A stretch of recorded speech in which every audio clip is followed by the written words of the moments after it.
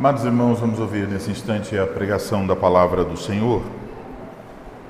Esta noite ouviremos um sermão em Apocalipse capítulo 2, versículos 18 a 29, que trata da carta do Senhor Jesus Cristo à igreja em Tiatira.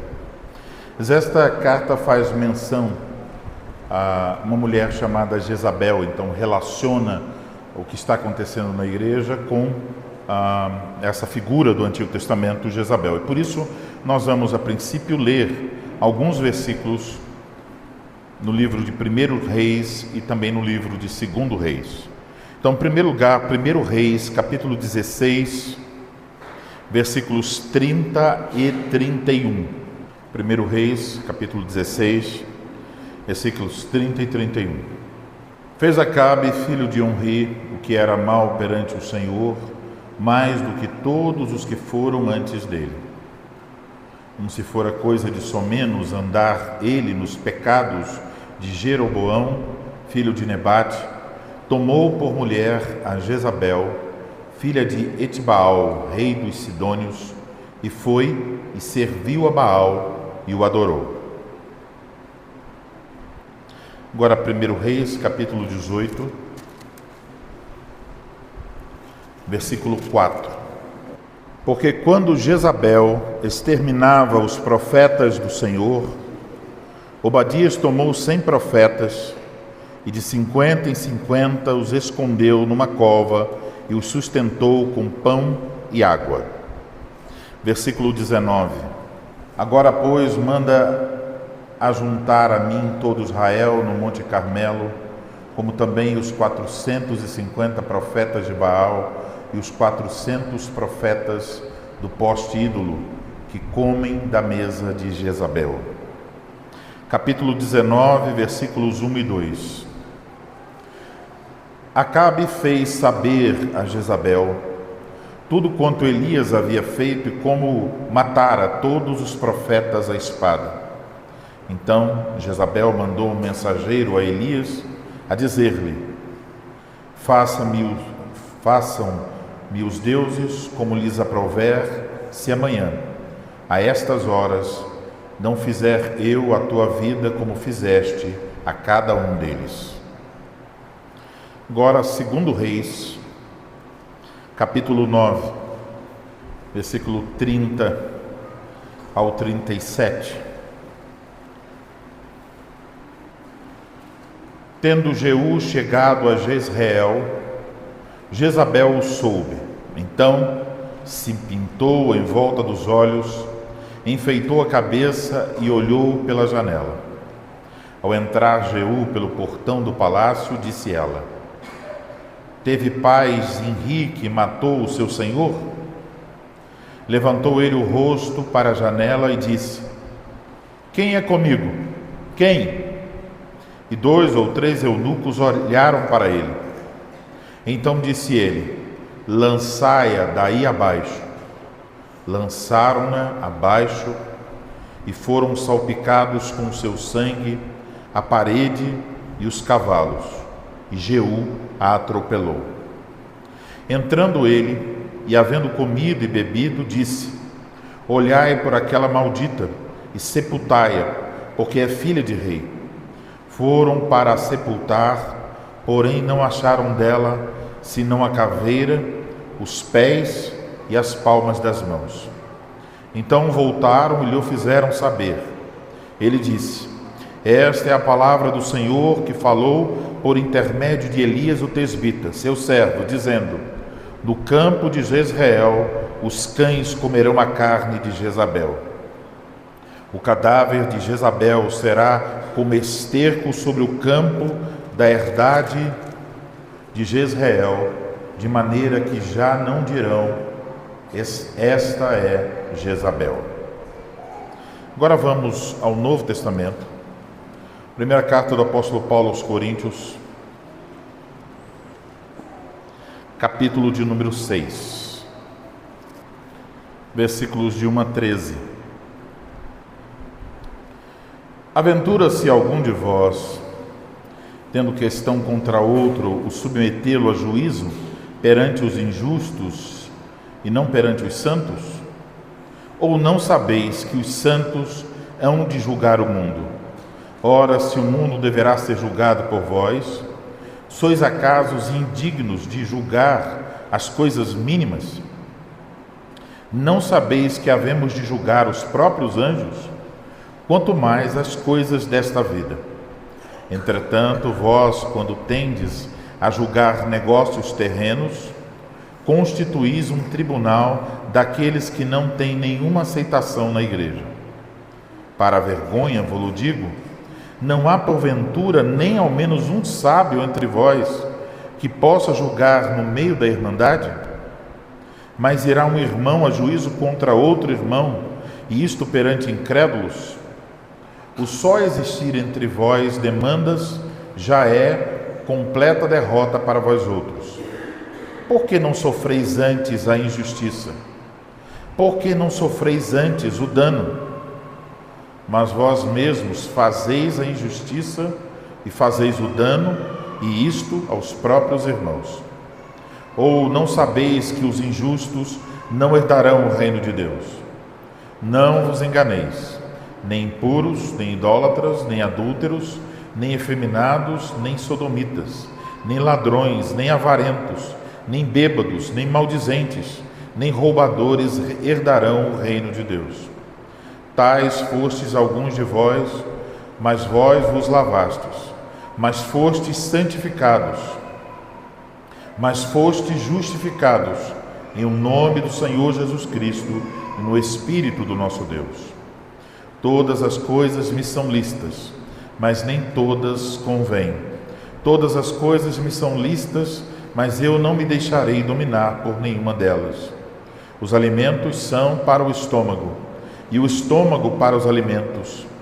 Mas Deus destruirá tanto estes como aquele. Porém o corpo não é para a impureza, mas para o Senhor, e o Senhor para o corpo. Agora Romanos, capítulo 2, versículos 5 a 10. Mas segundo a tua dureza e coração impenitente, acumulas contra ti mesmo ira para o dia da ira e da revelação do justo juízo de Deus, que retribuirá a cada um segundo o seu procedimento. A vida eterna aos que perseverando em fazer o bem, procuram glória, honra e incorruptibilidade. Mas ira e indignação aos facciosos que desobedecem à verdade e obedecem à injustiça. Tribulação e angústia virão sobre a alma de qualquer homem que faz o mal, ao judeu primeiro e também ao grego. Glória, porém, honra e paz a todo aquele que pratica o bem, ao judeu primeiro e também ao grego. Agora vamos ao livro do Apocalipse, capítulo 2, versículo 18 ao 29. Ao anjo da igreja em Tiatira escreve: estas coisas diz o Filho de Deus, que tem os olhos como chama de fogo e os pés semelhantes ao bronze polido. Conheço as tuas obras, o teu amor, a tua fé, o teu serviço, a tua perseverança e as tuas últimas obras mais numerosas do que as primeiras. Tenho, porém, contra ti o tolerares que essa mulher, Jezabel, que a si mesmo se declara profetisa, não somente ensine, mas ainda seduza os meus servos a praticarem a prostituição e a comerem coisas sacrificadas aos ídolos. Dei-lhe tempo para que se arrependesse. Ela, todavia, não quer arrepender-se da sua prostituição. Eis que a prostro de cama, bem como em grande tribulação os que com ela adulteram, caso não se arrependam das obras que ela incita. Matarei os seus filhos, e todas as igrejas conhecerão que eu sou aquele que sonda mentes e corações, e vos darei a cada um segundo as vossas obras. Digo, todavia, a vós outros, os demais de Tiatira, a tantos quantos não têm essa doutrina, e que não conheceram, como eles dizem, as coisas profundas de Satanás. Outra carga não jogarei sobre vós. Então somente conservai o que tendes, até que eu venha. Ao vencedor que guardar até o fim as minhas obras, eu lhe darei autoridade sobre as nações. E com cetro de ferro as regerá, e as reduzirá a pedaços, como se fossem objetos de barro. Assim como também eu recebi de meu Pai, dar-lhe-ei ainda a estrela da manhã. Quem tem ouvidos, ouça o que o Espírito diz às igrejas.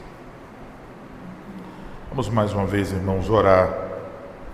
Ó Senhor Deus, nosso Pai, obrigado, Senhor, pela leitura da Tua Palavra, tanto no Antigo quanto no Novo Testamento. Agora pedimos que o Senhor, na Sua graça, nos faça compreender aquilo que a Escritura nos ensina, sejamos capazes de ouvir a voz do Teu Filho Jesus Cristo por meio desta carta. Abre, Senhor, o nosso entendimento, ilumina-nos, para que compreendendo possamos abraçar a verdade, praticá-la, fazer aquilo que o Senhor ordena. Ó Deus, tenha misericórdia de nós. Nós precisamos da Tua Palavra. Ajude para que o nosso coração seja receptivo. Ajuda aquele que vai falar para que o faça com integridade, para a glória do Teu nome. Nós oramos assim em nome de Cristo. Amém.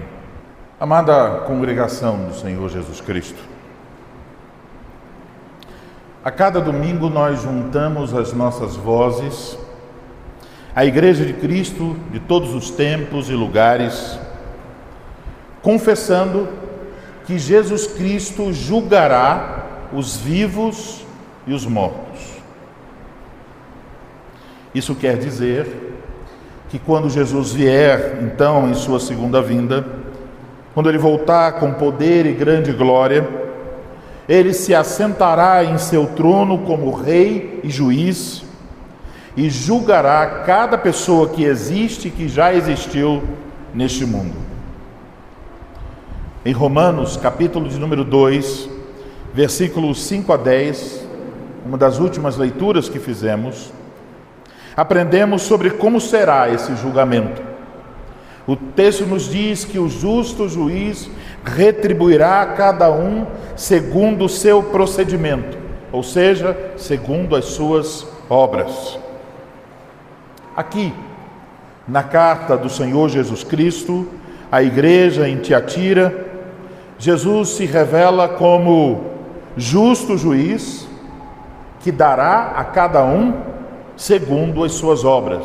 Versículo 23 tem essas palavras. Por isso notamos que nesta carta a palavra obras aparece 5 vezes. Confira em sua Bíblia. Veja que ela aparece 2 vezes no versículo 19. Ela aparece uma vez no versículo 22. Outra vez no versículo 23. E mais uma vez no versículo 26.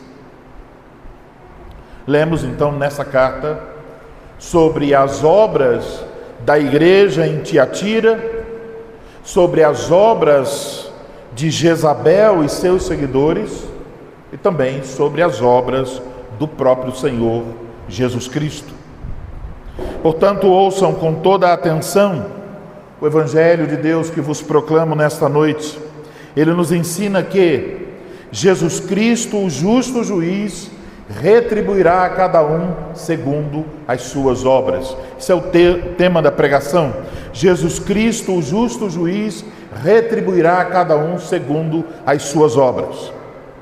Então, em primeiro lugar, vejamos as obras da igreja em Tiatira. No começo do nosso texto, no versículo 18, encontramos mais uma vez aquilo que é comum a todas as cartas. Isto é, o fato de que elas são dirigidas ao anjo da igreja, isto é, o pastor da igreja, o que aponta para a responsabilidade dele como mensageiro de Cristo à sua igreja. No entanto, como já observamos, é uma mensagem não apenas para o pastor, é uma mensagem para a igreja. Neste caso, para a igreja que estava na cidade de Tiatira. Então, o Senhor aqui se apresenta como aquele que anda entre os 7 candeeiros, as 7 igrejas, aquele cujos olhos são como chama de fogo, e que, portanto, pode ver todas as coisas, que, portanto, conhecia a vida da igreja em Tiatira. E é por isso, então, que no versículo 19, o Senhor Jesus Cristo elogia as obras desta igreja. Ele fala de forma elogiosa sobre o amor, a fé, o serviço e a perseverança desta igreja. Note que essa igreja está recebendo elogios em áreas que outras igrejas, aqui do Apocalipse, estavam deficientes. Essa igreja tinha mais obras agora, naquele momento, do que havia no início de sua vida como igreja. Essas obras eram realizadas em amor e fé. Veja, mais uma vez, essas duas palavras estão juntas. Eles estavam servindo uns aos outros. Eles mostravam confiança e perseverança em Cristo. Essas obras da igreja em Tiatira apontam para o fato de que esta igreja, ou pelo menos uma parte dela, estava aguardando as obras de Cristo sobre as quais se lê no versículo 26. E ouvindo este elogio de Cristo, nós precisamos olhar para a nossa própria vida como igreja e perguntar, mais uma vez, se tais obras também são uma realidade para esta congregação. Devemos nos perguntar. Temos aí um pouco mais de um ano e meio, como congregação do Senhor. Temos mais obras agora do que antes? Isso é uma pergunta que devemos fazer. Também devemos perguntar: o nosso amor uns pelos outros é um amor visível? É um amor crescente? O nosso amor por Cristo, de fato, está aumentando cada dia? A cada pregação, a cada catequese, nós podemos dizer que estamos sendo conduzidos a amar o nosso Senhor Jesus Cristo? A nossa fé está mais alicerçada e temos ainda mais confiança em Cristo? Há em nós mais disposição para servir uns aos outros? Nós temos mantido perseverança no Evangelho de Cristo Jesus? Essas perguntas são importantes. E devemos lembrar que essa mensagem, apesar de ser direcionada à igreja em Tiatira, é uma mensagem também para todas as igrejas de Cristo em todos os tempos e lugares. Por isso lemos: quem tem ouvidos ouça o que o Espírito diz às igrejas, no plural. Então, devemos admitir, meus irmãos, o Senhor Jesus Cristo nos conhece. Ele conhece as obras desta igreja. Ele sabe os pontos em que talvez nós poderíamos ser elogiados. E Ele conhece também as nossas fraquezas. É por isso que Ele nos envia a Sua palavra, que traz à luz as nossas obras, colocando-as sob julgamento. Portanto, amados irmãos, o Espírito Santo nos lembra nesta noite que, como uma igreja de Cristo, nós devemos produzir boas obras, obras que glorifiquem a Cristo, obras que reflitam o caráter de Cristo, obras que reflitam a obra de Cristo por nós.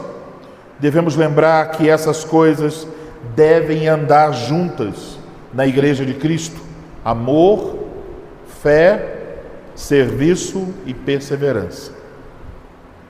O Senhor Jesus Cristo morreu na cruz para nos salvar, e por sua graça Ele nos chamou para fazermos parte da sua igreja.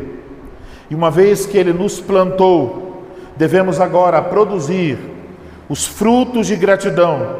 Boas obras são efetivamente uma consequência da salvação. E devemos repetir essas duas coisas. A salvação não é pelas obras, é pela graça. Mas ao mesmo tempo devemos dizer: onde houver salvação pela graça, aí também deve haver boas obras. Quem está em Cristo dá muito fruto. E com isso então notamos que mesmo as boas obras que nós devemos realizar, elas não são algo que nós fazemos pela nossa própria força. Nela também nós dependemos da graça de Deus. Portanto, uma vez que nós devemos guardar as obras de Cristo até o fim, nós devemos rogar a Ele que nos dê mais amor, mais confiança nele, mais disposição para servir e perseverança para sermos fiéis até o fim. Devemos orar e trabalhar para que as obras desta igreja sejam cada vez mais numerosas, a fim de que o mundo veja em nós o agir bendito do nosso Salvador. Devemos realizar boas obras, cientes de que o justo juiz conhece esta igreja e retribuirá a cada um segundo as suas obras. Agora, meus irmãos, em segundo lugar, devemos olhar para as obras de Jezabel e seus seguidores. Como ouvimos, a igreja em Tiatira tinha muitas obras. No entanto, a igreja de Tiatira não era uma igreja perfeita. Havia um problema muito sério ali. Por isso, nos versículos 20 a 24, encontramos a censura do Senhor contra essa igreja. Ele tinha algo contra essa igreja. Qual era o problema? A igreja em Tiatira estava tolerando falso ensino e práticas pecaminosas em seu meio. Para entender isso, para entender este falso ensino e essas práticas condenadas aqui, nós devemos entender o contexto em que essa igreja se encontrava. O que estava acontecendo em Tiatira era muito similar ao que nós ouvimos em relação a outras igrejas em outras cidades. Nessa cidade, o comércio também era importante e o trabalho estava organizado em associações. Cada associação tinha seu próprio Deus, e esse Deus era o Deus patrono, patrocinador desta profissão. Por exemplo, havia o Deus patrono para os artesãos, outro para os que vendiam roupas, e assim por diante.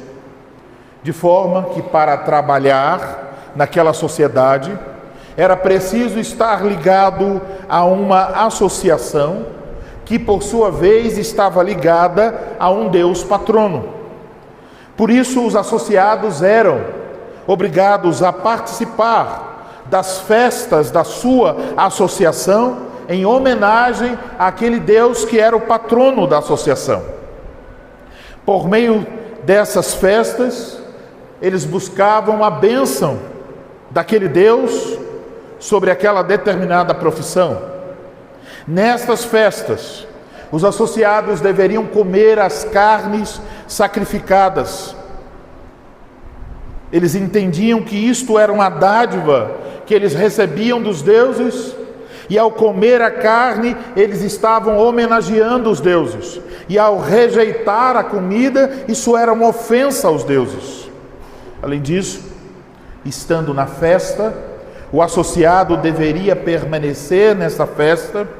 Quando ela chegasse ao seu ponto culminante, isto é, a participação dos associados em prostituição que se realizava ali.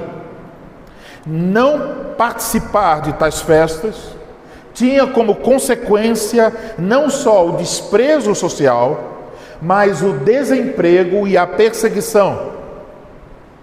À luz dessas coisas, o que deveriam fazer os membros da igreja em Tiatira? Eu queria que você pensasse por um momento, se você fosse membro da igreja em Tiatira, o que você faria? Você sofreria as consequências de sua fidelidade a Cristo?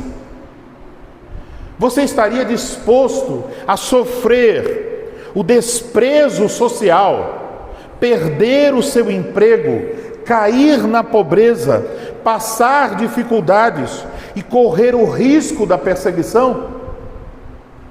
Ou você participaria das festas para evitar essas consequências?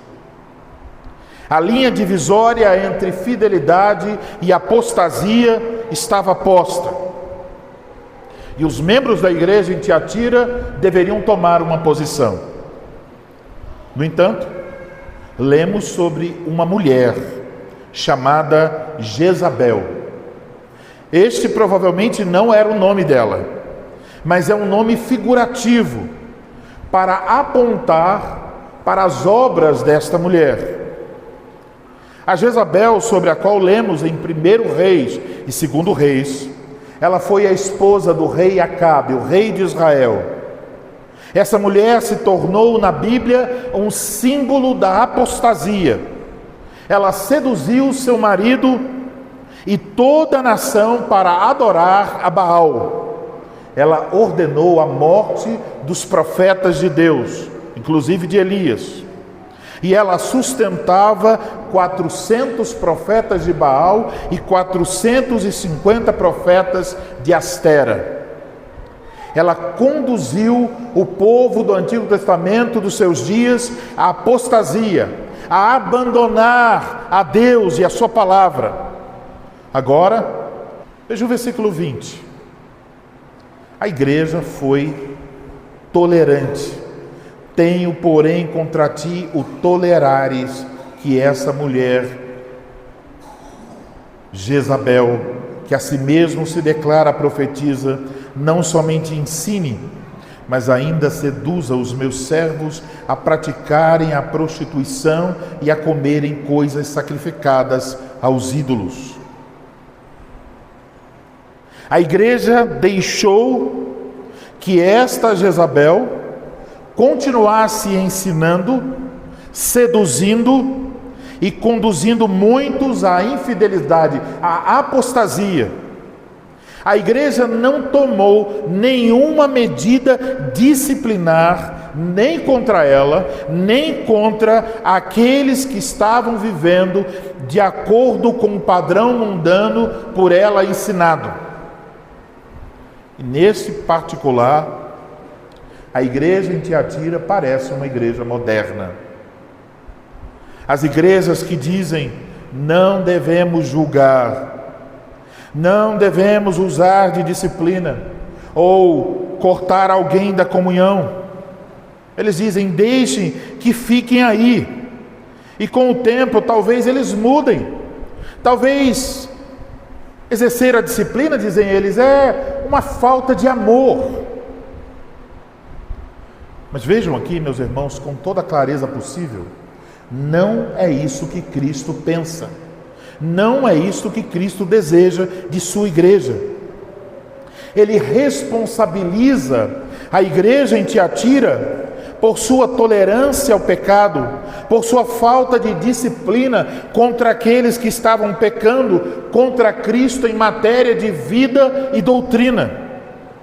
As obras de Jezabel e de seus seguidores desagradavam a Cristo e deveriam desagradar também a igreja de Cristo.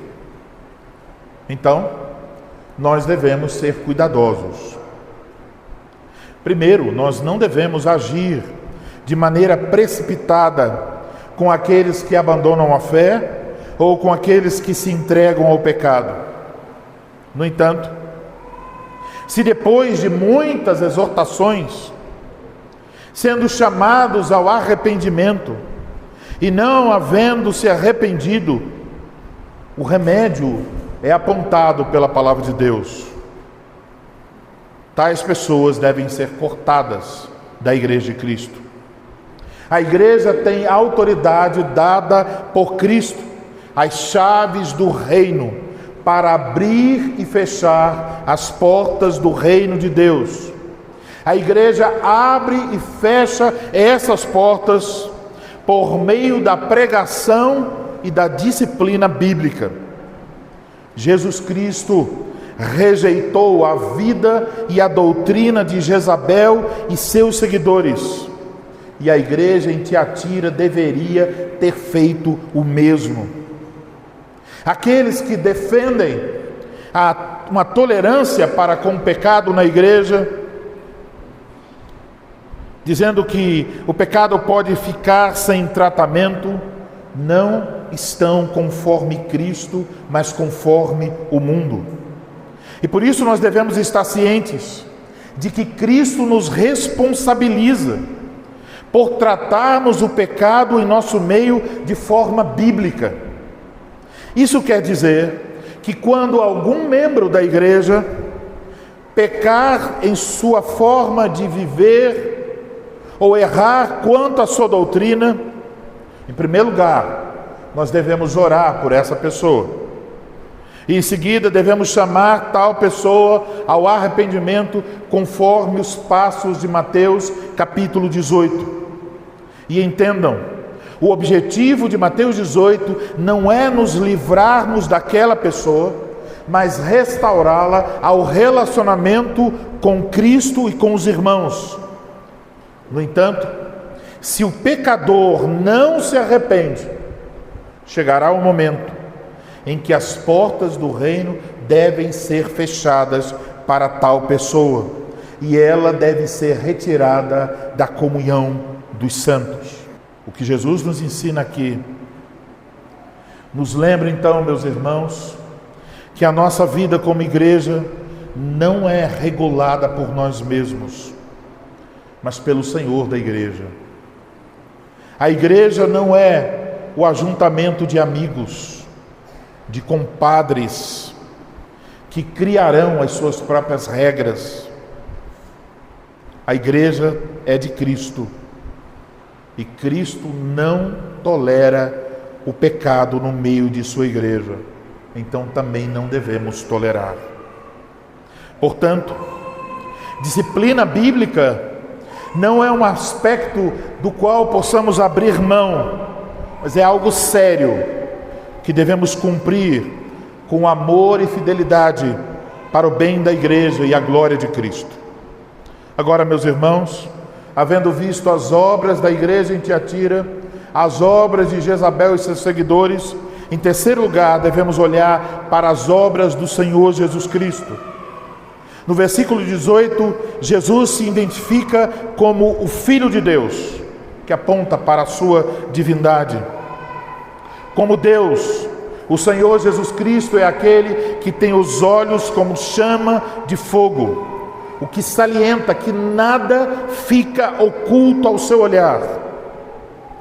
E no versículo 3 lemos que ele sonda, ele examina mentes e corações. Isso quer dizer que Jesus conhece os pensamentos, os desejos, os motivos mais íntimos que possamos ter. Mas ele também é aquele que tem os pés como latão reluzente. E apesar de não termos muitas informações sobre o significado deste aspecto da glória de Cristo, o contexto aqui parece apontar para o fato de que, como juiz e rei, ele não somente julga os infiéis dentro da igreja, mas também ele tem autoridade sobre as nações e haverá de pisar os ímpios, despedaçando-os como se fossem objetos de barro. como aquele que examina os pontos mais íntimos do nosso ser e como aquele que julga retamente. O Senhor Jesus Cristo viu o pecado desta mulher, Jezabel, e de seus seguidores. Talvez para os outros membros da igreja, ela e seus seguidores poderiam apresentar muitas desculpas. Mas para o Senhor Jesus Cristo, não. Ele sabe as verdadeiras razões por trás das nossas obras. Eles poderiam dizer que estavam agindo assim por terem medo de morrer de fome. Mas o que estava por trás disso é uma infidelidade a Cristo, um amor ao mundo e uma vergonha da cruz.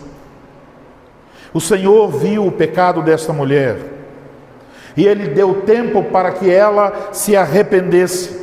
Mas lemos aqui, ela não quis se arrepender. E por isso o Senhor Jesus Cristo, como juiz que aparece nesse texto, anuncia o seu juízo sobre ela e seus seguidores. Se eles não se arrependessem de suas obras más, o Senhor Jesus promete lançá-la em uma cama, isto é, fazer com que ela adoecesse.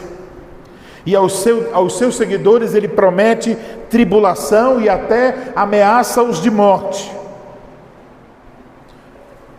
Por meio desse juízo, e aqui esse juízo não seria uma coisa futura, mas presente naqueles dias, o Senhor Jesus Cristo estava a se revelar à sua igreja, lembrando a todos que Ele conhece o mais íntimo do nosso ser, e Ele julga não somente as obras externas, Ele julga as intenções do coração.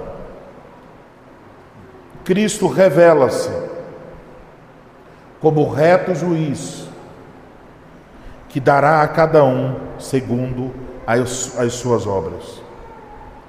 Mas em meio a este juízo de Jesus sobre Jezabel e sobre seus seguidores, podemos ver também surgir a sua graça e misericórdia por aqueles que não haviam abraçado a doutrina que pretendia conhecer as profundezas de Satanás participando daqueles pecados. E vejam o que o Senhor Jesus diz. Ele diz que não colocaria sobre essas pessoas outra carga, outro peso, senão que eles deveriam conservar o que eles já tinham. E o que eles tinham? Obras, amor, fé, perseverança. Deveriam conservar essas coisas até que Ele voltasse. Percebemos assim a graça do nosso Senhor para com os fiéis em Tiatira. E por fim, o Senhor Jesus faz a promessa: aqueles que vencem continuam vencendo, aquele que guarda e continua guardando as obras de Cristo até o fim. E a promessa é que eles participarão com Cristo do julgamento final. Os fiéis não estarão no banco dos réus, mas ao lado de Cristo, com Ele, julgando. Então agora esses irmãos talvez tivessem que estar em tribunais humanos, ou sob o julgamento da cultura, que queria lhes impor uma vida de impiedade. Mas Jesus promete que no dia final, os membros da igreja receberiam autoridade para julgar. É isso que querem dizer os termos reger, que originalmente significa pastorear, com vara de ferro e reduzir a pedaços como fossem objetos de barro. Isso está falando do juízo da igreja sobre o mundo. É isso que acontecerá no final de todas as coisas. Cristo julgará a todos, a cada um segundo as suas obras. E se alguém não estiver nele, então será conduzido para o julgamento, tais quais bodes conduzidos por um pastor. porém o cajado será de ferro. Naquele dia não haverá misericórdia, não haverá graça, mas apenas o justo juízo de Cristo. No entanto, irmãos, ao vencedor, Cristo promete as suas bênçãos. E nessa carta ele promete a estrela da manhã. A estrela da manhã fala de uma posição elevada no reino de Cristo. O crente vai receber, no final das contas, o próprio Cristo para com ele reinar para com ele julgar as nações e reinar para sempre. Então, amados irmãos, naquele dia haverá uma mudança tremenda na história. O mundo, como que coloca no banco de réus e faz pressão para que nós nos ajustemos ao seu padrão. Mas chegará o dia em que o Senhor julgará os vivos e os mortos, e cada um receberá conforme as suas obras. Os que se dizem crentes e querem viver como o mundo receberão o juízo de Cristo. O mundo agora que despreza a Cristo e a sua igreja será condenado. Mas os fiéis estarão com Cristo, julgando todas as coisas. Eles receberão o próprio Cristo e com ele o reino eterno. Portanto, meus irmãos, sejamos fiéis. Não amemos o mundo porque ele passará, mas confiemos em Cristo. E mesmo que chegue o ponto de o mundo todo ficar contra nós, e mesmo que tenhamos que passar por privações, estejamos do lado dos fiéis com Cristo, cientes de que tudo terminará. A vitória pertence a Cristo e à sua igreja. Agora, então, recorramos à sua graça, para que as nossas obras sejam repletas de amor, de fé, de disposição para servir e perseverança. Que sejamos zelosos em chamar uns aos outros ao arrependimento. Sejamos certos de que, se estamos em Cristo, o que nos aguarda não é o juízo, mas uma elevada posição no seu reino, quando ele julgar os vivos e os mortos. Eu concluo então, irmãos, repetindo as palavras desta carta. Quem tem ouvidos para ouvir, ouça o que o Espírito diz às igrejas. Amém.